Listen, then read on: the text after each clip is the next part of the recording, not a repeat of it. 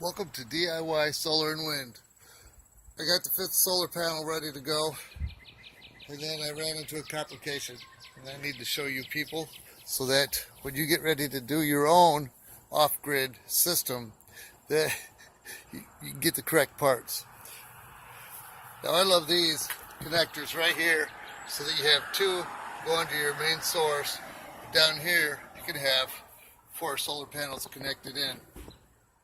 And that's fine right there. But you'll see right here, I have a male plug that's black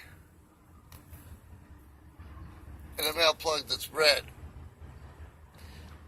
And that makes a difference as it's coming out of the solar panel and the one you're making a connection with your battery bank. So I'm going to have to go with this one. The one in the basement's like that, and it's the wrong connector down in the basement. So this is a little bit small, but I'm going to have to make it work till I get some parts ordered. I just wanted to let everybody know. 5 solar panels, slowly going off the grid. You want to see all my videos?